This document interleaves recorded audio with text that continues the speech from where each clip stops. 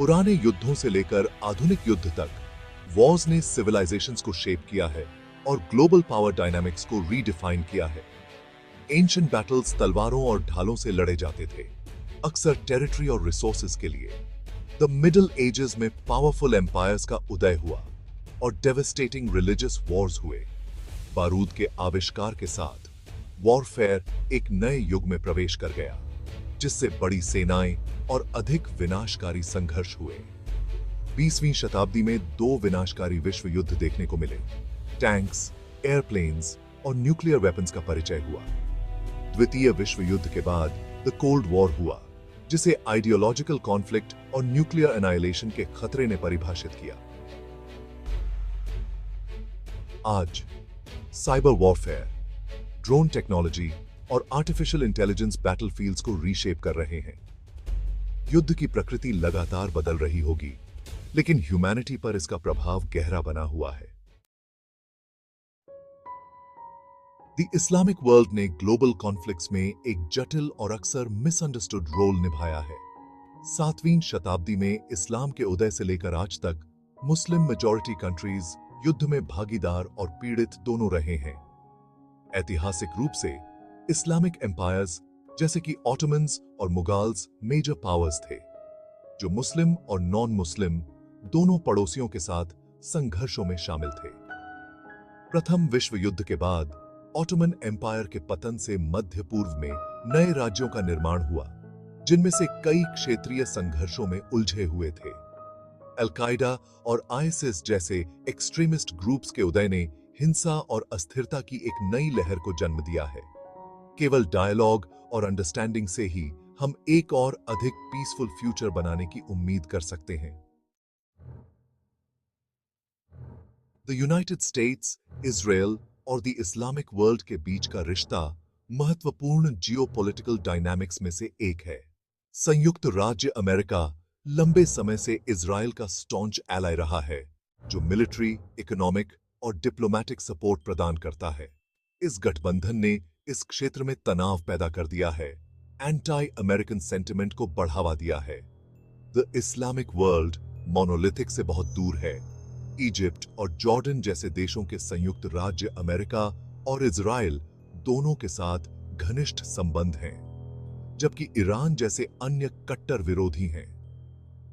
संयुक्त राज्य अमेरिका को द इस्लामिक वर्ल्ड के साथ डायलॉग और आपसी सम्मान को बढ़ावा देते हुए इजराइल की सुरक्षा के प्रति अपनी प्रतिबद्धता बनाए रखने का प्रयास करना चाहिए। यूक्रेन में चल रहा संघर्ष 21वीं सदी में शांति की नाजुकता की एक स्टार्क रिमाइंडर है। यह युद्ध, जो 2014 में रूस द्वारा क्रीमिया पर कब्जा करने के साथ शुरू हुआ था, नाटकीय रूप से बढ़ गया है।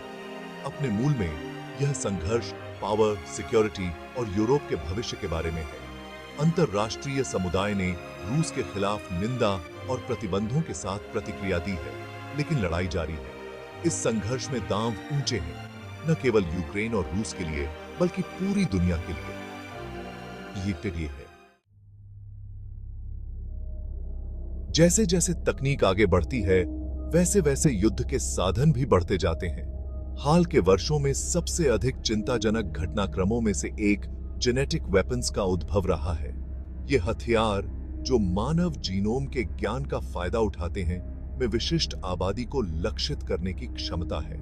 एक ऐसे हथियार की कल्पना कीजिए जो व्यक्तियों को उनकी एथनिसिटी या कुछ बीमारियों के प्रति जेनेटिक प्रीडिस्पोजिशन के आधार पर निशाना बना सके। जेनेटिक वेपन्स का उपयोग एथनिक क्लेंजिंग को अंजाम देने, अर्थव्यवस्थाओं को पंगु बनाने या पूरी आबादी को मिटाने के लिए किया जा सकता है।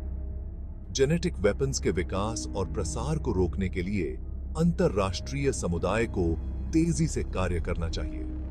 हमें यह सुनिश्चित करने के लिए अभी कार्य करना चाहिए कि युद्ध का यह भयावह नया मोर्चा अछूता रहे। 21वीं सदी में युद्ध, रैपिड टेक्नोलॉजिकल एडवांसमेंट्स, विकसित होती रणनीति और दूरगामी वैश्विक परिणामों की विशेषता है। साइबर वॉरफेयर संघर्ष में एक नए मोर्चे के रूप में उभरा है, जो क्रिटिकल इंफ्रास्ट्रक्चर को निशाना बनाता है और डिसइंफॉर्मेशन फैलाता है। आधुनिक युद्ध में ड्रोन्स सर्वव्यापी हो गए हैं, निगरानी कर रहे हैं और लक्षित हमले कर रहे हैं।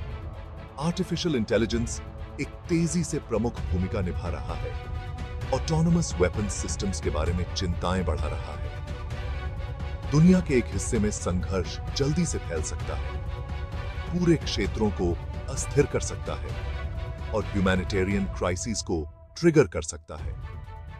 वैश्विक अर्थव्यवस्था की इंटरकनेक्टेड नेचर का मतलब है कि युद्ध के कारण होने वाले इकोनॉमिक शॉक्स पूरी दुनिया में महसूस किए जा सकते हैं।